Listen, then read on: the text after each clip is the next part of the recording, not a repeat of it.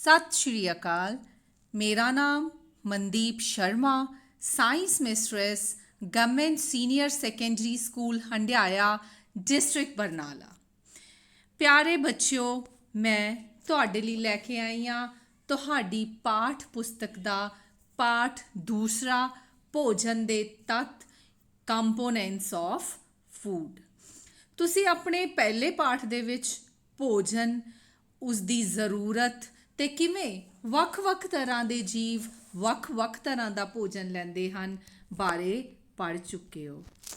ਇਸ ਪਾਠ ਦੇ ਵਿੱਚ ਅਸੀਂ ਜਾਣਾਂਗੇ ਕਿ ਜੋ ਭੋਜਨ ਅਸੀਂ ਖਾਂਦੇ ਹਾਂ ਉਸ ਦੇ ਅਲੱਗ-ਅਲੱਗ ਕਿਹੜੇ ਤੱਤ ਨੇ, ਯਾਨੀ ਕੰਪੋਨੈਂਟਸ ਨੇ, ਉਹਨਾਂ ਦੇ ਸਾਡੇ ਸਰੀਰ ਨੂੰ ਕੀ ਲਾਭ ਹਨ ਅਤੇ ਕਿਵੇਂ ਉਹਨਾਂ ਦੀ ਘਾਟ ਕਰਕੇ ਅਸੀਂ ਕੁਝ ਰੋਗਾਂ ਦਾ ਸ਼ਿਕਾਰ ਹੋ ਸਕਦੇ ਹਾਂ।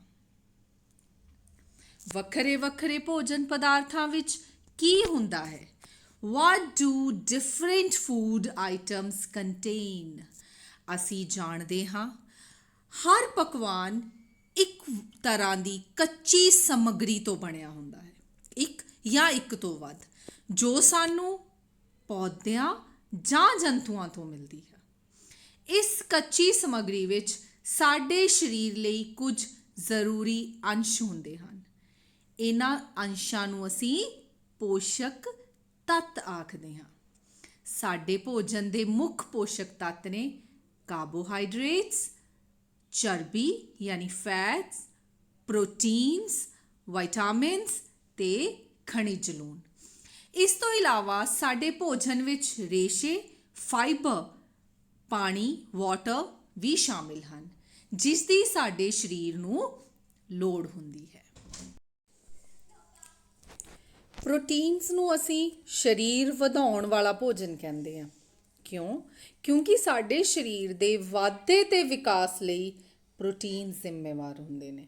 ਜਿੰਨਾ ਅਸੀਂ ਪ੍ਰੋਟੀਨ ਰਿਚ ਫੂਡ ਲਵਾਂਗੇ ਓਨਾ ਹੀ ਸਾਡਾ ਸਰੀਰ ਦੇ ਵਧਣ ਦੇ ਅਤੇ ਉਹਦੇ ਵਿਕਾਸ ਦੇ ਚਾਂਸ ਜ਼ਿਆਦਾ ਹੁੰਦੇ ਹੈ। ਵਿਟਾਮਿਨਸ ਸਾਡੇ ਸਰੀਰ ਨੂੰ ਤੰਦਰੁਸਤ ਰੱਖਦੇ ਨੇ, ਬਹੁਤ ਸਾਰੇ ਰੋਗਾਂ ਤੋਂ ਸਾਡੇ ਸਰੀਰ ਦੀ ਰੱਖਿਆ ਕਰਦੇ ਆ। ਕਾਰਬੋਹਾਈਡਰੇਟਸ ਅਤੇ ਚਰਬੀ ਦੋਵਾਂ ਨੂੰ ਹੀ ਊਰਜਾ ਦੇਣ ਵਾਲਾ ਭੋਜਨ ਕਹਿੰਦੇ ਆ, ਕਿਉਂਕਿ ਸਾਡੇ ਸਰੀਰ ਨੂੰ ਊਰਜਾ ਦਿੰਦੇ ਹੈ ਅਤੇ ਉਹਦੀ ਕੰਮ ਕਰਨ ਦੀ ਸਮਰੱਥਾ ਨੂੰ ਬਣਾਈ ਰੱਖਦੇ ਨੇ। ਕਾਰਬੋਹਾਈਡਰੇਟਸ ਸਾਨੂੰ ਊਰਜਾਵਾਨ ਬਣਾਉਂਦੇ ਨੇ। ਕਾਰਬੋਹਾਈਡਰੇਟਸ ਦੇ ਕੁਝ ਸਰੋਤ, ਯਾਨੀ ਅਸੀਂ ਜੇ ਚਾਹੁੰਦੇ ਹਾਂ ਕਿ ਅਸੀਂ ਸਾਰਾ ਦਿਨ ਬੜੇ ਫਰੈਸ਼ ਅਤੇ ਐਨਰਜੈਟਿਕ ਫੀਲ ਕਰੀਏ ਤਾਂ ਕਿਸ ਤਰ੍ਹਾਂ ਦੇ ਭੋਜਨ ਸਾਨੂੰ ਲੈਣੇ ਚਾਹੀਦੇ ਨੇ? ਬਾਜਰਾ, ਚਾਵਲ, ਕਣਕ ਦੀ ਤਾਂ ਰੋਟੀ ਅਸੀਂ ਖਾਂਦੇ ਹੀ ਹਾਂ, ਕਣਕ ਅਤੇ ਚਾਵਲ ਆਮ ਤੌਰ 'ਤੇ ਅਸੀਂ ਵਰਤਦੇ ਹਾਂ। ਇਸ ਤੋਂ ਇਲਾਵਾ ਆਲੂ, ਸ਼ੱਕਰਕੰਦੀ, ਗੰਨਾ, ਪਪੀਤਾ, ਤਰਬੂਜ਼, ਅੰਬ, ਮੱਕੀ, ਇਹ ਸਾਰੀਆਂ ਚੀਜ਼ਾਂ ਸਾਡੇ ਆਸ-ਪਾਸ ਸਾਡੇ ਪੰਜਾਬ ਦੇ ਵਿੱਚ ਖਾਸ ਤੌਰ 'ਤੇ ਅਸੀਂ ਯੂਜ਼ ਕਰਦੇ ਹੀ ਹਾਂ, ਤਾਂ ਕਿ ਸਾਨੂੰ ਸਾਡੇ ਸਰੀਰ ਨੂੰ ਉਹਦੀ ਕੰਮ ਕਰਨ ਦੀ ਸਮਰੱਥਾ ਜੋ ਹੈ ਉਹ ਬਣੀ ਰਹੇ ਅਤੇ ਉਹ ਹਮੇਸ਼ਾ ਊਰਜਾਵਾਨ ਰਹੇ। ਚਰਬੀ ਦੇ ਕੁਝ ਸਰੋਤ। ਚਰਬੀ ਦੇ ਸਾਡੇ ਕੋਲ ਦੋ ਸਰੋਤ ਨੇ, ਇੱਕ ਪੌਦਾ ਅਤੇ ਇੱਕ ਜੰਤੂ ਸਰੋਤ। ਅਫਕੋਰਸ ਪੌਦਾ ਸਰੋਤ ਵਾਲੀ ਚਰਬੀ ਉਹ ਹੈ ਜੋ ਸਾਨੂੰ ਪੌਦਿਆਂ ਤੋਂ ਮਿਲਦੀ ਆ, ਜਿਵੇਂ ਮੂੰਗਫਲੀ, ਬਦਾਮ, ਸੋਇਆਬੀਨ, ਤਿਲ, ਸਰੋਂ ਦਾ ਤੇਲ। ਇਹ ਸਾਰੀ ਚਰਬੀ ਜਿਹੜੀ ਹੈ ਇਹਦਾ ਮੂਲ ਸਰੋਤ ਪੌਦੇ ਨੇ, ਇਸ ਕਰਕੇ ਇਹ ਪੌਦਾ ਸਰੋਤ ਤੋਂ ਪ੍ਰਾਪਤ ਹੋਣ ਵਾਲੀ ਚਰਬੀ ਹੈ। ਦੂਸਰੇ ਸਰੋਤ ਜੰਤੂ ਸਰੋਤ ਨੇ, ਜਿਵੇਂ ਮਾਸ, ਮੱਛੀ, ਘਿਓ, ਦੁੱਧ ਵੀ ਤਾਂ ਸਾਨੂੰ ਜੰਤੂਆਂ ਤੋਂ ਮਿਲਦਾ ਹੈ ਨਾ, ਮੱਝਾਂ ਜਾਂ ਗਾਵਾਂ ਤੋਂ। ਅੰਡੇ ਜੋ ਕਿਸੇ ਮੁਰਗੀਆਂ ਤੋਂ ਮਿਲਦੇ ਹੈ। ਮੱਖਣ ਦੁੱਧ ਤੋਂ ਬਣਦਾ ਹੈ, ਇਸ ਕਰਕੇ ਇਹ ਵੀ ਇੱਕ ਜੰਤੂ ਸਰੋਤ ਹੈ। ਸੋ ਜਦੋਂ ਤੁਹਾਨੂੰ ਪੁੱਛਿਆ ਜਾਏ ਕਿ ਚਰਬੀ ਦੇ ਪੌਦਾ ਸਰੋਤ ਅਤੇ ਜੰਤੂ ਸਰੋਤ ਕਿਹੜੇ ਨੇ ਤਾਂ ਤੁਸੀਂ ਉਹਨਾਂ ਨੂੰ ਅੱਡ-ਅੱਡ ਕਰ ਸਕਦੇ ਹੋ। ਅਤੇ ਹੁਣ ਅਸੀਂ ਦੇਖਦੇ ਹਾਂ ਪ੍ਰੋਟੀਨ ਦੇ ਕੁਝ ਸਰੋਤ। ਜਿਵੇਂ ਆਪਾਂ ਚਰਬੀ ਦੇ ਦੋ ਤਰ੍ਹਾਂ ਦੇ ਸਰੋਤ ਪੜ੍ਹੇ ਸੀ, ਪੌਦਾ ਸਰੋਤ ਅਤੇ ਜੀਵ ਸਰੋਤ, ਉਸੇ ਤਰ੍ਹਾਂ ਪ੍ਰੋਟੀਨ ਦੇ ਵੀ ਦੋ ਤਰ੍ਹਾਂ ਦੇ ਸਰੋਤ ਨੇ। ਉਹ ਪ੍ਰੋਟੀਨ ਜੋ ਸਾਨੂੰ ਪੌਦਿਆਂ ਤੋਂ ਪ੍ਰਾਪਤ ਹੁੰਦਾ ਹੈ, ਜਿਵੇਂ ਸੋਇਆਬੀਨ, ਰਾਜਮਾ, ਦਾਲਮਾ, ਮੂੰਗ ਦਾਲ, ਛੋਲੇ, ਮਟਰ, ਇਹ ਸਭ ਪੌਦਾ ਸਰੋਤ ਯਾਨੀ ਬਨਸਪਤੀ ਤੋਂ ਪ੍ਰਾਪਤ ਪ੍ਰੋਟੀਨ ਦੇ ਸਰੋਤ ਨੇ। ਲਗਭਗ ਸਾਰੀਆਂ ਦਾਲਾਂ ਜਿਹੜੀਆਂ ਨੇ ਉਹ ਪ੍ਰੋਟੀਨ ਦਾ ਚੰਗਾ ਸੋਰਸ ਹੁੰਦੀਆਂ ਨੇ। ਜੀਵ ਸਰੋਤ ਦੇ ਵਿੱਚ ਮੀਟ, ਮੱਛੀ, ਪਨੀਰ, ਦੁੱਧ, ਆਂਡੇ, ਇਹ ਸਾਰੇ ਜੋ ਨੇ ਸਾਨੂੰ ਜੰਤੂਆਂ ਤੋਂ ਮਿਲਣ ਵਾਲੇ ਪ੍ਰੋਟੀਨਸ ਨੇ। ਇਹ ਤਾਂ ਤੁਹਾਨੂੰ ਪਹਿਲਾਂ ਹੀ ਦੱਸਿਆ ਸੀ ਬੇਟਾ ਕਿ ਆਪਾਂ ਜਿੰਨਾ ਵਧੀਆ ਆਪਣੀ ਭੋਜਨ ਦੇ ਵਿੱਚ ਪ੍ਰੋਟੀਨ ਦੇ ਸੋਰਸ ਐਡ ਕਰਾਂਗੇ, ਉਨਾ ਹੀ ਚੰਗਾ ਸਾਡਾ ਵਾਧਾ ਤੇ ਵਿਕਾਸ ਹੋਏਗਾ, ਉਨਾ ਹੀ ਵਧੀਆ ਰਿਸ਼ਟ ਪੁਸ਼ਟ ਸਰੀਰ ਹੋਏਗਾ ਸਾਡਾ। ਸੋ ਇਹ ਬਹੁਤ ਜ਼ਰੂਰੀ ਹੈ ਕਿ ਅਸੀਂ ਆਪਣੇ ਖੁਰਾਕ ਦੇ ਵਿੱਚ, ਆਪਣੇ ਭੋਜਨ ਦੇ ਵਿੱਚ ਭੋਜਨ ਦੇ ਸਾਰੇ ਤੱਤਾਂ ਨੂੰ ਸ਼ਾਮਿਲ ਕਰੀਏ। ਜੇ ਪ੍ਰੋਟੀਨ ਤੇ ਕਾਰਬੋਹਾਈਡਰੇਟਸ ਦੋਵੇਂ ਹੀ ਕਿਸੇ ਮਨੁੱਖ ਦੇ ਭੋਜਨ ਵਿੱਚੋਂ ਲੰਮਾ ਸਮਾਂ ਨਾ ਹੋਣ ਤਾਂ ਉਸ ਦਾ ਸਰੀਰਕ ਵਾਧਾ ਪੂਰੀ ਤਰ੍ਹਾਂ ਨਾਲ ਰੁਕ ਜਾਏਗਾ। ਅਜਿਹਾ ਵਿਅਕਤੀ ਬਹੁਤ ਕਮਜ਼ੋਰ ਹੋ ਜਾਵੇਗਾ, ਇੰਨਾ ਕਮਜ਼ੋਰ ਕਿ ਚੱਲਣ ਫਿਰਨ ਦੇ ਵਿੱਚ ਵੀ ਉਹ ਅਸਮਰਥ ਹੋਏਗਾ। ਇੰਨੀ ਜ਼ਿਆਦਾ ਕਮਜ਼ੋਰੀ ਆ ਜਾਏਗੀ ਜੇ ਅਸੀਂ ਆਪਣੇ ਭੋਜਨ ਵਿੱਚ ਪ੍ਰੋਟੀਨ ਤੇ ਕਾਰਬੋਹਾਈਡਰੇਟਸ ਨਹੀਂ ਲਵਾਂਗੇ। ਇਸ ਤੋਂ ਬਾਅਦ ਅਸੀਂ ਗੱਲ ਕਰਾਂਗੇ ਖਣਿਜ ਜੋ ਸਾਡੇ ਸਰੀਰ ਨੂੰ ਚਾਹੀਦੇ ਨੇ, ਜਿਵੇਂ ਆਇਓਡੀਨ। ਆਇਓਡੀਨ ਦੇ ਕੁਝ ਸਰੋਤ ਸਾਨੂੰ ਦੱਸੇ ਹੋਏ ਨੇ, ਲੋਹਾ, ਕੈਲਸ਼ੀਅਮ, ਫਾਸਫੋਰਸ, ਇਹ ਸਾਰੇ ਜਿਹੜੇ ਨੇ ਇਹ ਕੁਝ ਖਣਿਜ ਨੇ ਜੋ ਸਾਨੂੰ ਚਾਹੀਦੇ ਹੁੰਦੇ ਨੇ। ਸਾਰੇ ਖਣਿਜ ਸਾਡੇ ਸਰੀਰ ਦੇ ਵਿਕਾਸ ਤੇ ਚੰਗੀ ਸਿਹਤ ਲਈ ਮਹੱਤਵਪੂਰਨ ਹਨ। ਕੁਝ ਖਣਿਜ ਸਾਨੂੰ ਬਹੁਤ ਘੱਟ ਮਾਤਰਾ ਵਿੱਚ ਚਾਹੀਦੇ ਨੇ, ਪਰੰਤੂ ਉਹਨਾਂ ਦਾ ਸਾਡੇ ਸਰੀਰ ਵਿੱਚ ਹੋਣਾ ਸਾਡੇ ਸਰੀਰ ਦੇ ਸਹੀ ਕੰਮ ਕਰਨ ਲਈ ਬਹੁਤ ਜ਼ਰੂਰੀ ਹੈ। ਹੁਣ ਆਪਾਂ ਦੇਖਦੇ ਹਾਂ ਕੁਝ ਖਣਿਜ ਪਦਾਰਥਾਂ ਦੇ ਨਾਂ, ਉਹਨਾਂ ਦੇ ਸਰੋਤ ਤੇ ਉਹਨਾਂ ਦਾ ਸਾਡੇ ਸਰੀਰ ਦੇ ਵਿੱਚ ਕੀ ਕੰਮ ਹੈ। ਜਿਵੇਂ ਸਭ ਤੋਂ ਪਹਿਲਾਂ ਅਸੀਂ ਦੇਖਾਂਗੇ ਲੋਹਾ, ਆਇਰਨ। ਇਹਦੇ ਸੋਰਸ ਕੀ ਨੇ? ਪੱਤਿਆਂ ਵਾਲੀਆਂ ਸਬਜ਼ੀਆਂ, ਫਲ, ਗੁੜ, ਠੀਕ ਹੈ। ਹੋਰ ਵੀ ਜਿਵੇਂ ਕੁਝ ਸਬਜ਼ੀਆਂ ਵੀ ਨੇ, ਜਿਵੇਂ ਬ੍ਰਿੰਜਲ ਜਾਂ ਸੇਬ, ਉਹਦੇ ਵਿੱਚ ਬਹੁਤ ਸਾਰਾ ਆਇਰਨ ਹੁੰਦਾ। ਸਰੀਰ ਵਿੱਚ ਹੀਮੋਗਲੋਬਿਨ ਦੇ ਬਣਨ ਲਈ ਲੋੜੀਂਦਾ ਹੈ। ਹੀਮੋਗਲੋਬਿਨ ਲਾਲ ਰਕਤਾਣੂਆਂ ਦੇ ਵਿੱਚ ਹੁੰਦਾ ਹੈ ਜੋ ਸਾਡੇ ਸਰੀਰ ਦੇ ਵਿੱਚ ਆਕਸੀਜਨ ਦਾ ਸਥਾਨਾਂਤਰਨ ਕਰਦਾ ਹੈ, ਆਕਸੀਜਨ ਨੂੰ ਇੱਕ ਸੈੱਲ ਤੋਂ ਦੂਸਰੇ ਸੈੱਲ ਦੇ ਵਿੱਚ ਲਿਜਾਣ 'ਚ ਮਦਦ ਕਰਦਾ ਹੈ। ਅਗਲਾ ਖਣਿਜ ਹੈ ਕੈਲਸ਼ੀਅਮ। ਕੈਲਸ਼ੀਅਮ ਦੁੱਧ ਤੇ ਦੁੱਧ ਤੋਂ ਬਣੇ ਸਾਰੇ ਪਦਾਰਥਾਂ ਦੇ ਵਿੱਚ ਮੌਜੂਦ ਹੁੰਦਾ ਹੈ। ਕੈਲਸ਼ੀਅਮ ਦਾ ਸਿੱਧਾ ਸੰਬੰਧ ਸਾਡੀਆਂ ਹੱਡੀਆਂ ਨਾਲ ਹੈ। ਜੇ ਕੈਲਸ਼ੀਅਮ ਦੀ ਕਮੀ ਹੋਏਗੀ ਤਾਂ ਹੱਡੀਆਂ ਦੀ ਮਜ਼ਬੂਤੀ ਨਹੀਂ ਹੋ ਸਕਦੀ। ਅਗਲਾ ਖਣਿਜ ਹੈ ਫਾਸਫੋਰਸ।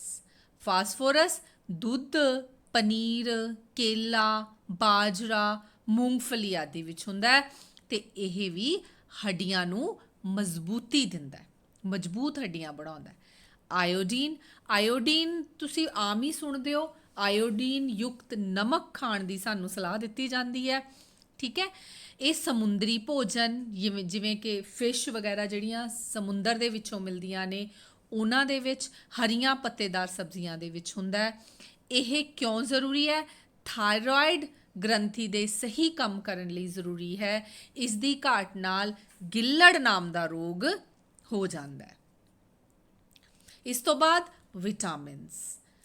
ਵਿਟਾਮਿਨ ਬਹੁਤ ਮਹੱਤਵਪੂਰਨ ਇੱਕ ਅੰਸ਼ ਹੈ ਭੋਜਨ ਦਾ। ਵਿਟਾਮਿਨ ਸਾਡੇ ਸਰੀਰ ਨੂੰ ਰੋਗਾਂ ਤੋਂ ਬਚਾਉਂਦੇ ਹਨ।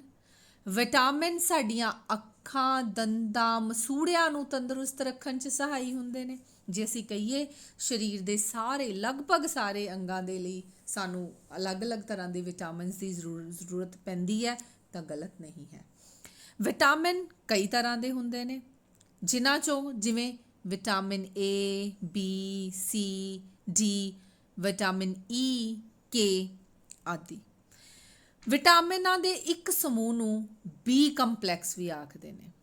ਸਾਡੇ ਸਰੀਰ ਵਿੱਚ ਸਾਰੇ ਪ੍ਰਕਾਰ ਦੇ ਵਿਟਾਮਿਨਾਂ ਦੀ ਕਾਫੀ ਮਾਤਰਾ 'ਚ ਲੋੜ ਹੁੰਦੀ ਹੈ। ਵਿਟਾਮਿਨ ਏ ਸਾਡੀਆਂ ਅੱਖਾਂ ਤੇ ਚਮੜੀ ਨੂੰ ਤੰਦਰੁਸਤ ਰੱਖਦਾ ਹੈ। ਵਿਟਾਮਿਨ ਸੀ ਬਹੁਤ ਸਾਰੇ ਰੋਗਾਂ ਨਾਲ ਲੜਨ 'ਚ ਮਦਦ ਕਰਦਾ ਹੈ, ਕਿਉਂਕਿ ਸਾਡੀ ਸਰੀਰ ਦੀ ਇਮਿਊਨਿਟੀ ਯਾਨੀ ਰੋਗ ਰੋਧਕ ਸਮਰੱਥਾ ਨੂੰ ਵਧਾਉਂਦਾ ਹੈ। ਅੱਜ ਕੱਲ੍ਹ ਜਿਵੇਂ ਕਰੋਨਾ ਰੋਗ ਦੇ ਨਾਲ ਅਸੀਂ ਜੂਝ ਰਹੇ ਹਾਂ, ਇਹ ਮਹਾਮਾਰੀ ਨਾਲ, ਤਾਂ ਇਹਨਾਂ ਦਿਨਾਂ ਦੇ ਵਿੱਚ ਡਾਕਟਰ ਸਾਨੂੰ ਵਿਟਾਮਿਨ ਸੀ ਜਾਂ ਉਸਦੇ ਕੁਝ ਹੋਰ ਸਰੋਤ ਜਿੱਥੋਂ ਸਾਨੂੰ ਵਿਟਾਮਿਨ ਸੀ ਮਿਲਦਾ ਹੈ, ਸਿਟਰਸ ਫਰੂਟ ਵਗੈਰਾ ਲੈਣ ਦੀ ਸਲਾਹ ਦਿੰਦੇ ਨੇ, ਤਾਂ ਕਿ ਸਾਡੀ ਇਮਿਊਨਿਟੀ ਜੋ ਹੈ, ਸਾਡੀ ਰੋਗਾਂ ਨਾਲ ਲੜਨ ਦੀ ਸਮਰੱਥਾ ਵੱਧ ਸਕੇ। ਵਿਟਾਮਿਨ ਡੀ ਸਾਡੀਆਂ ਹੱਡੀਆਂ ਤੇ ਦੰਦਾਂ ਲਈ ਕੈਲਸ਼ੀਅਮ ਦੀ ਵਰਤੋਂ ਕਰਨ 'ਚ ਮਦਦ ਕਰਦਾ ਹੈ। ਵਿਟਾਮਿਨ ਡੀ ਤੋਂ ਬਿਨਾਂ ਕੈਲਸ਼ੀਅਮ ਨੂੰ ਚੰਗੀ ਤਰ੍ਹਾਂ ਸਾਡੀ ਜਿਹੜੀ ਬਾਡੀ ਹੈ ਉਹ ਯੂਜ਼ ਨਹੀਂ ਕਰ ਪਾਉਂਦੀ। ਇਸ ਦੇ ਵਿੱਚ ਆਪਾਂ ਅਲੱਗ-ਅਲੱਗ ਵਿਟਾਮਿਨਸ ਦੇ ਸਰੋਤ ਦੇਖਦੇ ਹਾਂ। ਵਿਟਾਮਿਨ ਏ ਦੇ ਸਰੋਤ ਘਿਓ, ਮੱਛੀ ਦਾ ਤੇਲ, ਗਾਜਰ, ਪਪੀਤਾ। ਵਿਟਾਮਿਨ ਬੀ ਦੇ ਸਰੋਤ ਜਿਗਰ, ਕੁਛ ਦਾਲਾਂ, ਕੁਝ ਹਰੀਆਂ ਪੱਤੇਦਾਰ ਸਬਜ਼ੀਆਂ ਦੇ ਵਿੱਚ ਵੀ ਵੈਸੇ ਵਿਟਾਮਿਨ ਬੀ ਹੁੰਦਾ ਹੈ। ਵਿਟਾਮਿਨ ਸੀ ਸਾਰੇ ਸਿਟਰਸ ਫਰੂਟ ਯਾਨੀ ਖੱਟੇ ਫਰੂਟ ਜਿਵੇਂ ਆਮਲਾ, ਨਿੰਬੂ, ਸੰਤਰਾ ਆਦਿ ਦੇ ਵਿੱਚ ਹੁੰਦਾ ਹੈ। ਟਮਾਟਰ, ਅਮਰੂਦ, ਇਹ ਵੀ ਇਹਦੇ ਚੰਗੇ ਸਰੋਤ ਨੇ। ਵਿਟਾਮਿਨ ਡੀ ਦੁੱਧ, ਮੱਖਣ, ਮੱਛੀ, ਆਂਡੇ, ਜਿਗਰ, ਇਹਨਾਂ ਸਾਰੀਆਂ ਚੀਜ਼ਾਂ ਦੇ ਵਿੱਚ ਹੁੰਦਾ ਹੈ। ਹੁਣ ਆਪਾਂ ਅਲੱਗ ਤੋਂ ਦੇਖਦੇ ਹਾਂ ਵਿਟਾਮਿਨ ਈ ਜੋ ਹੈ ਉਹਦੇ ਸਰੋਤ, ਜਿਵੇਂ ਆਂਡੇ, ਮੀਟ, ਦੁੱਧ, ਹਰੀਆਂ ਪੱਤੇਦਾਰ ਸਬਜ਼ੀਆਂ, ਗਾਜਰ, ਪਪੀਤਾ। ਇਹਦਾ ਕੰਮ ਕੀ ਹੈ? ਚਮੜੀ ਅਤੇ ਅੱਖਾਂ ਨੂੰ ਠੀਕ ਰੱਖਣ ਲਈ ਜ਼ਰੂਰੀ ਹੈ। ਵਿਟਾਮਿਨ ਬੀ ਦੁੱਧ, ਹਰੀਆਂ ਸਬਜ਼ੀਆਂ, ਮਟਰ, ਆਂਡੇ। ਇਹਦਾ ਕੰਮ ਕੀ ਹੈ?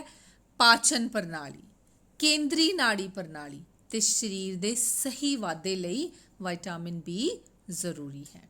ਵਿਟਾਮਿਨ ਸੀ ਜਿਵੇਂ ਮੈਂ ਪਹਿਲਾਂ ਹੀ ਦੱਸਿਆ, ਖੱਟੇ ਫਲ, ਨਿੰਬੂ, ਸੰਤਰਾ, ਔਲਾ, ਟਮਾਟਰ, ਬਰੋਕਲੀ, ਇਹਨਾਂ ਸਾਰਿਆਂ ਦੇ ਵਿੱਚ ਹੁੰਦਾ ਹੈ ਤੇ ਇਹ ਕੀ ਕਰਦਾ ਹੈ? ਬਿਮਾਰੀਆਂ ਨਾਲ ਲੜਨ 'ਚ ਸਾਡੀ ਸਹਾਇਤਾ ਕਰਦਾ ਹੈ, ਕਿਉਂਕਿ ਸਾਡੇ ਸਰੀਰ ਦੀ ਇਮਿਊਨਿਟੀ ਨੂੰ ਵਧਾਉਂਦਾ ਹੈ। ਵਿਟਾਮਿਨ ਡੀ ਡੇਅਰੀ ਉਤਪਾਦ ਮਤਲਬ ਦੁੱਧ ਤੇ ਦੁੱਧ ਤੋਂ ਬਣੀਆਂ ਵਸਤੂਆਂ, ਮੱਛੀ ਦੇ ਜਿਗਰ ਦਾ ਤੇਲ, ਸੂਰਜ ਦੀ ਰੋਸ਼ਨੀ ਵਿਟਾਮਿਨ ਡੀ ਦਾ ਇੱਕ ਬਹੁਤ ਵਧੀਆ ਸਰੋਤ ਹੈ। ਸਿਹਤਮੰਦ ਅਸਥੀ ਪਿੰਜਰ ਅਤੇ ਦੰਦਾਂ ਲਈ ਜ਼ਰੂਰੀ ਹੈ। ਜੇ ਵਿਟਾਮਿਨ ਡੀ ਦੀ ਕਮੀ ਹੋਏਗੀ ਤਾਂ ਸਾਨੂੰ ਇਹਨਾਂ ਨਾਲ ਸੰਬੰਧਿਤ ਕੁਝ ਰੋਗ ਹੋ ਸਕਦੇ ਆ। ਵਿਟਾਮਿਨ ਈ ਬਦਾਮ, ਮੂੰਗਫਲੀ ਦੀਆਂ ਗਿਰੀਆਂ, ਬੀਜਾਂ ਦਾ ਤੇਲ ਜਿਵੇਂ ਸੂਰਜਮੁਖੀ ਤੇ ਸੋਇਆਬੀਨ, ਹਰੀਆਂ ਪੱਤੇਦਾਰ ਸਬਜ਼ੀਆਂ, ਪਾਲਕ, ਬਰੋਕਲੀ, ਇਹਨਾਂ ਸਾਰਿਆਂ ਦੇ ਵਿੱਚ ਵਿਟਾਮਿਨ ਈ ਹੁੰਦਾ। ਇਹ ਸੈੱਲਾਂ ਨੂੰ ਟੁੱਟ ਭੱਜ ਤੋਂ ਬਚਾਉਂਦਾ ਹੈ ਤੇ ਕਈ ਤਰ੍ਹਾਂ ਦੀਆਂ ਸਿਹਤ ਸੰਬੰਧੀ ਸਮੱਸਿਆਵਾਂ ਨੂੰ ਵੀ ਘਟਾਉਣ 'ਚ ਮਦਦ ਕਰਦਾ ਹੈ। ਵਿਟਾਮਿਨ ਕੇ ਹਰੀਆਂ ਪੱਤੇਦਾਰ ਸਬਜ਼ੀਆਂ ਜਿਵੇਂ ਪਾਲਕ, ਸ਼ਲਗਮ, ਸਰੋਂ, ਬਰੋਕਲੀ, ਫੁੱਲ ਗੋਭੀ, ਪੱਤਾ ਗੋਭੀ, ਮੱਛੀ, ਮੀਟ, ਆਂਡੇ, ਅਨਾਜ ਦੇ ਵੀ ਥੋੜ੍ਹਾ ਘੱਟ ਮਾਤਰਾ ਦੇ ਵਿੱਚ ਇਹ ਮੌਜੂਦ ਹੁੰਦਾ ਹੈ। ਇਹ ਖੂਨ ਦੇ ਜੰਮਣ ਵਿੱਚ ਸਹਾਈ ਹੁੰਦਾ ਹੈ। ਤੁਸੀਂ ਦੇਖਿਆ ਹੋਊਗਾ ਬੇਟਾ ਕਿ ਆਪਣੇ ਬਾਡੀ ਤੇ ਕੋਈ ਛੋਟਾ ਮੋਟਾ ਕੱਟ ਲੱਗਦਾ ਨਾ, ਉਹ ਥੋੜੀ ਦੇਰ ਬਾਅਦ ਉਹਦੇ 'ਚੋਂ ਆਪਣੇ ਆਪ ਖੂਨ ਵਗਣਾ ਬੰਦ ਹੋ ਜਾਂਦਾ ਹੈ। ਸੋ ਇਸ ਤਰ੍ਹਾਂ ਇਹ ਖੂਨ ਦੇ ਜੰਮਣ ਦੇ ਵਿੱਚ ਸਹਾਈ ਹੁੰਦਾ ਵਿਟਾਮਿਨ ਕੇ। ਇਹਨਾਂ ਪੋਸ਼ਕਾਂ ਤੋਂ ਇਲਾਵਾ ਮਤਲਬ ਕਾਰਬੋਹਾਈਡਰੇਟਸ, ਪ੍ਰੋਟੀਨਸ, ਵਿਟਾਮਿਨਸ, ਮਿਨਰਲਸ ਤੋਂ ਇਲਾਵਾ ਸਾਡੇ ਸਰੀਰ ਨੂੰ ਪੋਸ਼ਕ ਰੇਸ਼ਿਆਂ ਅਤੇ ਪਾਣੀ ਦੀ ਵੀ ਲੋੜ ਹੁੰਦੀ ਹੈ। ਪੋਸ਼ਕ ਰੇਸ਼ੇ ਨੂੰ ਮੋਟਾ ਆਹਾਰ ਵੀ ਕਿਹਾ ਜਾਂਦਾ ਹੈ। ਫਾਈਬਰਸ ਤੋਂ ਸਾਨੂੰ ਰਫੇਜ ਜਿਹਨੂੰ ਕਹਿੰਦੇ ਆ ਉਹ ਮਿਲਦੀ ਹੈ। ਸਾਡੇ ਭੋਜਨ 'ਚ ਮੋਟੇ ਆਹਾਰ ਦੇ ਸਰੋਤ ਅਨਾਜ, ਦਾਲਾਂ, ਆਲੂ, ਤਾਜ਼ੇ ਫਲ, ਸਬਜ਼ੀਆਂ ਹਨ।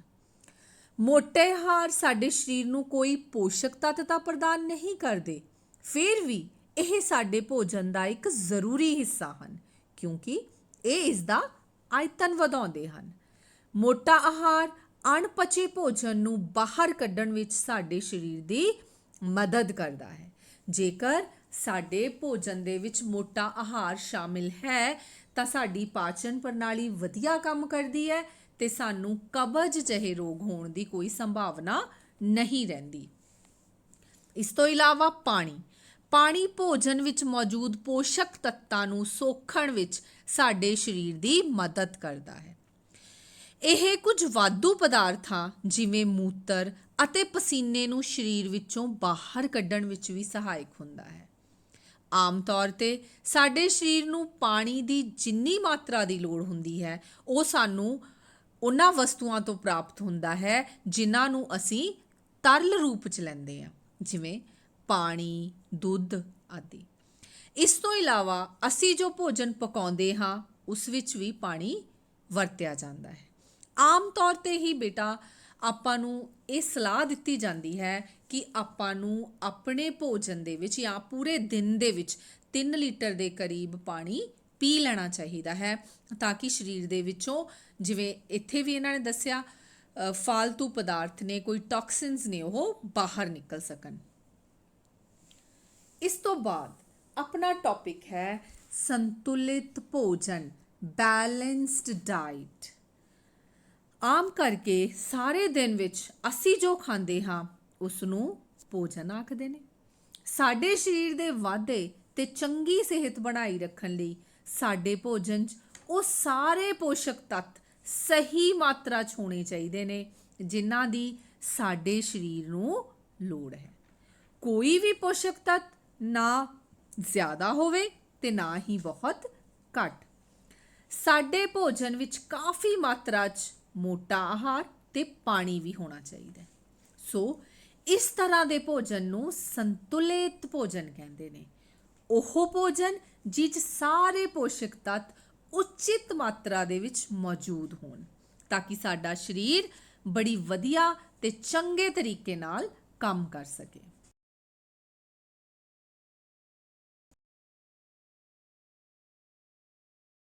ਇਸ ਪਾਠ ਦਾ ਸਾਡਾ ਅਗਲਾ ਮਹੱਤਵਪੂਰਨ ਟੌਪਿਕ ਹੈ ਤਰੁਟੀ ਰੋਗ, ਡੈਫੀਸ਼ੀਐਂਸੀ ਡਿਜ਼ੀਜ਼ਸ। ਇੱਕ ਵਿਅਕਤੀ ਨੂੰ ਖਾਣ ਲਈ ਕਾਫੀ ਭੋਜਨ ਮਿਲ ਰਿਹਾ ਹੈ ਪਰ ਕਦੇ-ਕਦੇ ਫਿਰ ਵੀ ਉਸਦੇ ਭੋਜਨ ਵਿੱਚ ਕਿਸੇ ਵਿਸ਼ੇਸ਼ ਪੋਸ਼ਕ ਤੱਤ ਦੀ ਘਾਟ ਹੋ ਸਕਦੀ ਹੈ। ਜੇ ਇਹ ਕਮੀ ਲੰਬੇ ਸਮੇਂ ਤੱਕ ਰਹਿੰਦੀ ਹੈ ਤਾਂ ਉਹ ਵਿਅਕਤੀ ਉਸਦੀ ਘਾਟ ਕਾਰਨ ਤਰੁਟੀ ਰੋਗ ਨਾਲ ਪੀੜਿਤ ਹੋ ਸਕਦਾ ਹੈ। ਇੱਕ ਜਾਂ ਵੱਧ ਪੋਸ਼ਕ ਤੱਤਾਂ ਦੀ ਕਮੀ ਸਾਡੇ ਸਰੀਰ ਵਿੱਚ ਰੋਗ ਜਾਂ ਵਿਕ੍ਰਿਤੀ ਪੈਦਾ ਕਰ ਸਕਦੀ ਹੈ। ਉਹ ਰੋਗ ਜੋ ਪੋਸ਼ਕ ਤੱਤਾਂ ਦੀ ਲੰਬੇ ਸਮੇਂ ਤੱਕ ਕਮੀ ਕਾਰਨ ਹੁੰਦੇ ਨੇ ਉਹਨਾਂ ਨੂੰ ਤਰੁਟੀ ਰੋਗ ਕਿਹਾ ਜਾਂਦਾ ਹੈ, ਡੈਫੀਸ਼ੀਐਂਸੀ ਡਿਜ਼ੀਜ਼। ਕੋਈ ਖਾਸ ਪੋਸ਼ਕ ਤੱਤ ਸਾਡੇ ਸਰੀਰ ਦੇ ਵਿੱਚ, ਸਾਡੇ ਭੋਜਨ ਦੇ ਵਿੱਚ ਘੱਟ ਹੋਣ ਕਰਕੇ, ਉਹਦੀ ਕਮੀ ਹੋ ਜਾਣ ਕਰਕੇ ਜੋ ਰੋਗ ਸਾਨੂੰ ਹੋਇਆ ਉਹਨੂੰ ਤਰੁਟੀ ਰੋਗ ਕਿਹਾ ਜਾਂਦਾ ਹੈ। ਜਿਵੇਂ ਮੰਨ ਲਓ ਪ੍ਰੋਟੀਨ ਦੀ ਕਮੀ ਹੋ ਜਾਏ ਭੋਜਨ ਦੇ ਵਿੱਚ ਤਾਂ ਕੀ ਹੋ ਸਕਦਾ ਹੈ? ਇੱਕ ਕਵਾਸ਼ੀਓਡਕਰ। ਇਹ ਇਸ ਬਿਮਾਰੀ ਦੇ ਕੀ ਲੱਛਣ ਨੇ? ਧੀਮਾ ਸਰੀਰਕ ਵਾਧਾ, ਯਾਨੀ ਕਿ ਇਹ ਤਾਂ ਆਪਾਂ ਜਾਣਦੇ ਹੀ ਹਾਂ ਕਿ ਜੇ ਪ੍ਰੋਟੀਨ ਦੀ ਕਮੀ ਹੈ ਤਾਂ ਸਰੀਰਕ ਵਿਕਾਸ ਲਗਭਗ ਨਾ ਦੇ ਬਰਾਬਰ। ਮੂੰਹ ਸੁੱਜਣਾ, ਚਮੜੀ ਦਾ ਖੁਸ਼ਕ ਹੋਣਾ, ਸਰੀਰ 'ਚ ਪਾਣੀ ਦਾ ਜਮ੍ਹਾਂ ਹੋਣਾ, ਵਾਲਾਂ ਦਾ ਸਫੇਦ ਹੋਣਾ, ਇਹ ਇਸ ਬਿਮਾਰੀ ਦੇ ਲੱਛਣ ਨੇ। ਜੇ ਪ੍ਰੋਟੀਨ ਤੇ ਕਾਰਬੋਹਾਈਡਰੇਟਸ ਦੀ ਕਮੀ ਹੋ ਜੇ ਤਾਂ ਉਸ ਰੋਗ ਨੂੰ ਕਹਿੰਦੇ ਆ ਮੈਰਾਸਮਸ। ਇਹ ਬੱਚੇ ਦੀ ਤਸਵੀਰ ਤੋਂ ਹੀ ਤੁਹਾਨੂੰ ਲੱਗ ਰਿਹਾ ਵੀ ਇਹ ਕਿੰਨਾ ਇਸਦੇ ਸਰੀਰ ਦਾ ਬਿਲਕੁਲ ਹੀ ਵਿਕਾਸ ਲਗਭਗ ਨਾ ਦੇ ਬਰਾਬਰ ਹੀ ਹੋਇਆ ਹੋਇਆ। ਚਮੜੀ ਦਾ ਖੁਸ਼ਕ ਹੋਣਾ, ਅੱਖਾਂ ਦਾ ਧਸ ਜਾਣਾ, ਉੱਭਰੀਆਂ ਹੋਈਆਂ ਪਸਲੀਆਂ, ਸਰੀਰ ਇੰਨਾ ਕਮਜ਼ੋਰ ਤੇ ਪਤਲਾ ਹੋ ਜਾਂਦਾ ਹੈ ਕਿ ਬੱਚੇ ਲਈ ਤੁਰਨਾ ਫਿਰਨਾ ਵੀ ਮੁਸ਼ਕਿਲ ਹੋ ਜਾਂਦਾ ਹੈ। ਸੋ ਹੁਣ ਅਸੀਂ ਜਾਣਦੇ ਹਾਂ ਕਿ ਸਾਡੇ ਭੋਜਨ ਦੇ ਵਿੱਚ ਪ੍ਰੋਟੀਨ ਤੇ ਕਾਰਬੋਹਾਈਡਰੇਟਸ ਦੀ ਕਿੰਨੀ ਇੰਪੋਰਟੈਂਸ ਹੈ। ਇਸ ਤੋਂ ਇਲਾਵਾ ਵਿਟਾਮਿਨਸ ਦੀ ਕਮੀ ਨਾਲ ਹੋਣ ਵਾਲੇ ਤਰੁਟੀ ਰੋਗ ਨੇ। ਜੇ ਵਿਟਾਮਿਨ ਏ ਦੀ ਕਮੀ ਹੋਵੇ ਤੇ ਰੋਗ ਹੁੰਦਾ ਹੈ ਅੰਧਰਾਤਾ। ਇਹ ਰੋਗ ਦੇ ਕੀ ਲੱਛਣ ਨੇ? ਕਮਜ਼ੋਰ ਨਜ਼ਰ, ਹਨੇਰੇ ਵਿੱਚ ਘੱਟ ਦਿਖਦਾ ਤੇ ਕਦੇ-ਕਦੇ ਤਾਂ ਪੂਰੀ ਤਰ੍ਹਾਂ ਹੀ ਦਿਖਣਾ ਬੰਦ ਹੋ ਜਾਂਦਾ ਹੈ, ਉਹਨੂੰ ਅੰਧਰਾਤਾ। ਇਸੇ ਕਰਕੇ ਇਸ ਰੋਗ ਦਾ ਨਾਮ ਅੰਧਰਾਤਾ ਹੈ, ਕਿਉਂਕਿ ਹਨੇਰੇ ਦੇ ਵਿੱਚ ਦਿਖਦਾ ਹੀ ਨਹੀਂ। ਵਿਟਾਮਿਨ B1 ਇਹਦੀ ਕਮੀ ਨਾਲ ਹੁੰਦਾ ਰੋਗ ਬੇਰੀ-ਬੇਰੀ। ਇਹਦੇ 'ਚ ਕੀ ਹੁੰਦਾ? ਕਮਜ਼ੋਰ ਮਾਸਪੇਸ਼ੀਆਂ, ਕੰਮ ਕਰਨ ਦੀ ਊਰਜਾ ਦੇ ਵਿੱਚ ਕਮੀ, ਥੱਕਿਆ ਸਰੀਰ। ਵਿਟਾਮਿਨ ਸੀ ਦੀ ਕਮੀ ਨਾਲ ਰੋਗ ਹੁੰਦਾ ਸਕਰਵੀ, ਮਸੂੜਿਆਂ 'ਚੋਂ ਖੂਨ ਨਿਕਲਦਾ ਰਹਿੰਦਾ, ਜ਼ਖਮ ਭਰਨ ਦੇ ਵਿੱਚ ਬਹੁਤ ਸਮਾਂ ਲੱਗਦਾ। ਵਿਟਾਮਿਨ ਡੀ ਦੀ ਕਮੀ ਨਾਲ ਹੁੰਦਾ ਰਿਕੇਟਸ, ਹੱਡੀਆਂ ਦਾ ਨਰਮ ਹੋ ਕੇ ਮੁੜ ਜਾਣਾ, ਕਿਉਂਕਿ ਅਸੀਂ ਜਾਣਦੇ ਹਾਂ ਵਿਟਾਮਿਨ ਡੀ ਦਾ ਸੰਬੰਧ ਸਾਡੀਆਂ ਹੱਡੀਆਂ ਦੀ ਤੰਦਰੁਸਤੀ ਨਾਲ ਹੈ। ਕੈਲਸ਼ੀਅਮ, ਇਹਦੇ ਨਾਲ ਕੀ ਹੁੰਦਾ? ਕਿਹੜਾ ਰੋਗ ਹੁੰਦਾ? ਹੱਡੀਆਂ ਅਤੇ ਦੰਦਾਂ ਦਾ ਖੁਰਨਾ, ਹੱਡੀਆਂ ਤੇ ਦੰਦਾਂ ਦਾ ਕਮਜ਼ੋਰ ਹੋ ਜਾਣਾ ਇਹਦਾ ਲੱਛਣ ਹੈ। ਆਇਓਡੀਨ ਦੀ ਕਮੀ ਨਾਲ ਹੁੰਦਾ ਗਿੱਲੜ ਰੋਗ, ਗਲੇ ਦੀ ਗਰਦਨ ਦੀ ਗ੍ਰੰਥੀ ਜਿਹੜੀ ਹੁੰਦੀ ਆ ਉਹ ਫੁੱਲ ਜਾਂਦੀ ਹੈ। ਤੇ ਇੱਕ ਬਹੁਤ ਗੰਭੀਰ ਸਮੱਸਿਆ ਜੋ ਹੁੰਦੀ ਹੈ ਬੱਚਿਆਂ ਦੇ ਵਿੱਚ ਮਾਨਸਿਕ ਵਿਕਾਰ, ਯਾਨੀ ਉਹਨਾਂ ਦੀ ਜੋ ਮਾਨਸਿਕ ਸਿਹਤ ਹੈ, ਉਹਨਾਂ ਦਾ ਦਿਮਾਗੀ ਵਿਕਾਸ ਪੂਰੀ ਤਰ੍ਹਾਂ ਨਹੀਂ ਹੋ ਪਾਉਂਦਾ। ਲੋਹੇ, ਆਇਰਨ ਦੀ ਕਮੀ ਨਾਲ ਹੁੰਦਾ ਅਨੀਮੀਆ। ਅਨੀਮੀਆ ਬਹੁਤ ਕਮਜ਼ੋਰੀ ਕਰ ਦਿੰਦਾ ਹੈ, ਚਿਹਰਾ ਪੀਲਾ ਰਹਿੰਦਾ ਹੈ, ਥੱਕਿਆ ਰਹਿੰਦਾ ਹੈ, ਕੋਈ ਕੰਮ ਕਰਨ ਨੂੰ ਜੀ ਨਹੀਂ ਕਰਦਾ, ਸੁਸਤੀ, ਇਹ ਇਹਦੇ ਲੱਛਣ ਨੇ। ਇਸੇ ਕਰਕੇ ਸਕੂਲਾਂ ਦੇ ਵਿੱਚ ਬੱਚਿਆਂ ਨੂੰ ਅਨੀਮੀਆ ਤੋਂ ਬਚਾਉਣ ਲਈ ਆਇਰਨ ਦੀਆਂ ਜਿਹੜੀਆਂ ਟੈਬਲੇਟਸ ਨੇ ਉਹ ਦਿੱਤੀਆਂ ਜਾਂਦੀਆਂ ਹੁੰਦੀਆਂ। ਤੇ ਆਓ ਹੁਣ ਆਪਾਂ ਇਸ ਪਾਰਟ ਦੇ ਵਿੱਚ ਜੋ ਮੇਨ ਟੌਪਿਕਸ ਪੜ੍ਹੇ ਹੈ ਉਹਨਾਂ ਨੂੰ ਇੱਕ ਵਾਰ ਰਿਵਾਈਜ਼ ਕਰਦੇ ਹਾਂ। ਤੁਹਾਡੀ ਕਿਤਾਬ ਦੇ ਪਿੱਛੇ ਇਹ ਕੁਝ ਲਾਈਨਸ ਦਿੱਤੀਆਂ ਹੁੰਦੀਆਂ ਨੇ, ਇਹਨਾਂ ਨੂੰ ਪੜ੍ਹਨਾ ਬਹੁਤ ਜ਼ਰੂਰੀ ਹੈ ਬੇਟਾ, ਕਿਉਂਕਿ ਇਹਦੇ ਤੋਂ ਸਾਨੂੰ ਪਤਾ ਲੱਗਦਾ ਹੈ ਕਿ ਸਾਨੂੰ ਪਾਠ ਕਿੰਨਾ ਕੁ ਸਮਝ ਆਇਆ, ਉਹ ਸਾਰੇ ਟੌਪਿਕਸ ਸਾਨੂੰ ਕਲੀਅਰ ਹੈਗੇ ਵੀ ਨੇ ਜਾਂ ਨਹੀਂ। ਸੋ ਸਭ ਤੋਂ ਪਹਿਲਾਂ ਤਾਂ ਸਾਡੇ ਭੋਜਨ ਦੇ ਮੁੱਖ ਪੋਸ਼ਕ ਤੱਤ ਕਿਹੜੇ ਨੇ? ਕਾਰਬੋਹਾਈਡਰੇਟ, ਪ੍ਰੋਟੀਨ, ਚਰਬੀ, ਵਿਟਾਮਿਨਸ ਤੇ ਮਿਨਰਲਸ, ਖਣਿਜ ਲੂਣ। ਇਹ ਤੋਂ ਇਲਾਵਾ ਆਪਾਂ ਪੜ੍ਹਿਆ ਸੀ ਰੇਸ਼ਾ ਤੇ ਪਾਣੀ। ਠੀਕ ਹੈ, ਸੋ ਇਹ ਚੀਜ਼ ਯਾਦ ਰੱਖਣੀ ਹੈ ਆਪਾਂ। ਹੁਣ ਕਾਰਬੋਹਾਈਡਰੇਟਸ ਤੇ ਚਰਬੀ ਕੀ ਕਰਦੇ ਨੇ? ਇਹ ਊਰਜਾ ਦੇਣ ਵਾਲੇ ਭੋਜਨ ਨੇ, ਕਿਉਂਕਿ ਇਹ ਸਰੀਰ ਨੂੰ ਊਰਜਾ ਪ੍ਰਦਾਨ ਕਰਦੇ ਹੈ। ਪ੍ਰੋਟੀਨ ਤੇ ਖਣਿਜ ਲੂਣਾਂ ਦੀ ਲੋੜ ਕਿਉਂ ਹੈ? ਸਰੀਰ ਦੇ ਵਾਧੇ ਤੇ ਸਾਂਭ ਸੰਭਾਲ ਲਈ। ਪ੍ਰੋਟੀਨ ਸਰੀਰ ਦਾ ਵਾਧਾ ਵਿਕਾਸ ਵੀ ਕਰਦੇ ਆ ਤੇ ਖਣਿਜ ਲੂਣ ਉਹਨਾਂ ਨੂੰ ਵੱਖ-ਵੱਖ ਤਰ੍ਹਾਂ ਦੇ ਰੋਗਾਂ ਤੋਂ ਬਚਾ ਕੇ ਰੱਖਦੇ ਆ, ਇਸ ਕਰਕੇ ਸਰੀਰ ਦੀ ਸਾਂਭ ਸੰਭਾਲ ਵਾਸਤੇ। ਵਿਟਾਮਿਨ ਡੀ ਸਾਡੇ ਸਰੀਰ ਨੂੰ ਰੋਗਾਂ ਤੋਂ ਰੱਖਿਆ ਕਰਨ 'ਚ ਮਦਦ ਕਰਦੇ ਆ। ਪਿਛਲੇ ਆਪਾਂ ਪੜ੍ਹਿਆ ਵੀ ਕਿਵੇਂ ਹਰ ਇੱਕ ਤਰ੍ਹਾਂ ਦਾ ਵਿਟਾਮਿਨ ਸਾਡੇ ਸਰੀਰ ਲਈ ਜ਼ਰੂਰੀ ਹੈ, ਉਹਨਾਂ ਦੀ ਕਮੀ ਨਾਲ ਕਿਹੜੇ-ਕਿਹੜੇ ਰੋਗ ਸਾਨੂੰ ਹੋ ਸਕਦੇ ਆ। ਸੰਤੁਲਿਤ ਭੋਜਨ ਵਿੱਚ ਸਾਡੇ ਸਰੀਰ ਲਈ ਜ਼ਰੂਰੀ ਸਾਰੇ ਪੋਸ਼ਕ ਤੱਤ, ਮੋਟਾ ਆਹਾਰ ਤੇ ਪਾਣੀ ਸਹੀ ਮਾਤਰਾ 'ਚ ਸ਼ਾਮਿਲ ਹੁੰਦੇ ਨੇ। ਉਹ ਭੋਜਨ ਜਿਸ ਦੇ ਵਿੱਚ ਸਾਰੇ ਪੋਸ਼ਕ ਤੱਤ ਉਚਿਤ ਮਾਤਰਾ ਦੇ ਵਿੱਚ ਮੌਜੂਦ ਹੋਣ, ਸੰਤੁਲਿਤ ਭੋਜਨ ਅਖਵਾਉਂਦਾ ਹੈ। ਸਾਡੇ ਭੋਜਨ ਵਿੱਚ ਲੰਬੇ ਸਮੇਂ ਤੱਕ ਇੱਕ ਜਾਂ ਵੱਧ ਪੋਸ਼ਕ ਤੱਤਾਂ ਦੀ ਘਾਟ ਨਾਲ ਜਿਹੜੇ ਰੋਗ ਹੁੰਦੇ ਨੇ ਉਹਨਾਂ ਨੂੰ ਆਪਾਂ ਕੀ ਕਹਿੰਦੇ ਆ? ਤਰੁਟੀ ਰੋਗ, ਡੈਫੀਸ਼ੀਐਂਸੀ ਡਿਜ਼ੀਜ਼ਸ। ਆਪਾਂ ਪੜ੍ਹਿਆ ਕਿਵੇਂ ਪ੍ਰੋਟੀਨ ਦੀ ਕਮੀ ਕਰਕੇ ਕੁਆਸ਼ੀਓਰਕਰ, ਮਰਾਸਮਸ ਜਿਹੇ ਰੋਗ ਹੋ ਜਾਂਦੇ ਨੇ, ਵਿਟਾਮਿਨ ਏ ਦੀ ਕਮੀ ਕਰਕੇ ਅੰਧਰਾਤਾ, ਜਾਂ ਇਸੇ ਤਰ੍ਹਾਂ ਵਿਟਾਮਿਨ ਸੀ ਦੀ ਕਮੀ ਨਾਲ ਸਕਰਵੀ, ਡੀ ਦੀ ਕਮੀ ਨਾਲ ਰਿਕੇਟਸ ਜਿਹੇ ਰੋਗ ਹੋ ਜਾਂਦੇ ਨੇ। ਇਹ ਸਾਰੇ ਤਰੁਟੀ ਰੋਗ ਨੇ। ਇਸ ਪਾਠ ਦੇ ਵਿੱਚ ਆਏ ਮੁੱਖ ਸ਼ਬਦ ਆਪਾਂ ਦੇਖਦੇ ਹਾਂ। ਭੋਜਨ ਤੱਤ ਜਾਂ ਪੋਸ਼ਕ ਤੱਤ, ਸਰੀਰ ਦੇ ਸਹੀ ਵਾਧੇ ਤੇ ਵਿਕਾਸ ਲਈ ਲੋੜੀਂਦੇ ਤੱਤ ਕਿਹੜੇ-ਕਿਹੜੇ? ਹਾਂਜੀ, ਹੁਣ ਤੱਕ ਤਾਂ ਤੁਹਾਨੂੰ ਪਤਾ ਲੱਗ ਗਿਆ ਹੋਣਾ ਬੇਟਾ। ਕਾਰਬੋਹਾਈਡਰੇਟਸ, ਪ੍ਰੋਟੀਨ, ਚਰਬੀ, ਵਿਟਾਮਿਨਸ, ਮਿਨਰਲਸ। ਸੰਤੁਲਿਤ ਆਹਾਰ ਜਾਂ ਸੰਤੁਲਿਤ ਭੋਜਨ ਉਹ ਭੋਜਨ ਜਿਸ ਵਿੱਚ ਸਾਰੇ ਪੋਸ਼ਕ ਤੱਤ ਉਚਿਤ ਮਾਤਰਾ 'ਚ ਮੌਜੂਦ ਹੋਣ। ਤਰੁਟੀ ਰੋਗ ਲੰਬੇ ਸਮੇਂ ਤੋਂ ਜ਼ਰੂਰੀ ਪੋਸ਼ਕ ਤੱਤਾਂ ਦੀ ਘਾਟ ਕਾਰਨ ਹੋਣ ਵਾਲੇ ਰੋਗ। ਸਾਡੇ ਭੋਜਨ ਵਿੱਚ ਕੁਝ ਜ਼ਰੂਰੀ ਤੱਤਾਂ ਦੀ ਕਮੀ ਨਾਲ ਜਿਹੜੇ ਰੋਗ ਹੋ ਜਾਂਦੇ ਨੇ ਉਹਨਾਂ ਨੂੰ ਤਰੁਟੀ ਰੋਗ ਕਹਿੰਦੇ ਆ। ਗਿੱਲੜ ਆਪਾਂ ਗਲੇ ਦੀ ਗ੍ਰੰਥੀ ਦੇ ਆਕਾਰ ਵਿੱਚ ਵਾਧਾ ਹੋ ਜਾਂਦਾ ਹੈ। ਇਹ ਕਿਹੜੇ ਖਣਿਜ ਦੀ ਕਮੀ ਕਰਕੇ ਹੁੰਦਾ ਹੈ? ਆਇਓਡੀਨ। ਇਸੇ ਕਰਕੇ ਸਾਨੂੰ ਆਇਓਡੀਨ ਯੁਕਤ ਭੋਜਨ ਜਾਂ ਆਇਓਡੀਨ ਵਾਲਾ ਨਮਕ ਖਾਣ ਦੀ ਸਲਾਹ ਦਿੱਤੀ ਜਾਂਦੀ ਹੈ ਤਾਂ ਕਿ ਇਹ ਜਿਹੜਾ ਖਣਿਜ ਹੈ ਉਹ ਸਾਡੇ ਸਰੀਰ ਦੇ ਵਿੱਚ ਉਹਦੀ ਕਮੀ ਨਾ ਹੋਏ। ਸਕਰਵੀ ਵਿਟਾਮਿਨ ਸੀ ਦੀ ਘਾਟ ਨਾਲ ਹੋਣ ਵਾਲਾ ਰੋਗ ਹੈ। ਬੇਰੀ ਵਿਟਾਮਿਨ ਬੀ ਦੀ ਘਾਟ ਨਾਲ ਹੋਣ ਵਾਲਾ ਰੋਗ ਹੈ। ਇਸ ਲੈਸਨ ਦੇ ਵਿੱਚ ਜਿੰਨੇ ਤੁਹਾਨੂੰ ਪੋਸ਼ਕ ਤੱਤ ਦੱਸਿਆ ਬੇਟਾ, ਉਹਨਾਂ ਦਾ ਸਾਡੇ ਸਰੀਰ ਦੇ ਵਿੱਚ ਕੀ ਮਹੱਤਤਾ ਹੈ ਤੇ ਉਹਨਾਂ ਦੀ ਕਮੀ ਨਾਲ ਜਿਹੜੇ ਰੋਗ ਹੋ ਜਾਂਦੇ ਆ ਇਹ ਤੁਹਾਨੂੰ ਪਤਾ ਹੋਣਾ ਚਾਹੀਦਾ। ਇਸ ਲਈ ਨਹੀਂ ਕਿ ਇਹ ਸਿਰਫ ਆਪਣੇ ਪਾਠ ਦੇ ਵਿੱਚ ਹੈ, ਬਲਕਿ ਇਸ ਲਈ ਵੀ ਕਿਉਂਕਿ ਇਹਦਾ ਸਿੱਧਾ ਸੰਬੰਧ ਸਾਡੀ ਸਿਹਤ ਨਾਲ ਹੈ।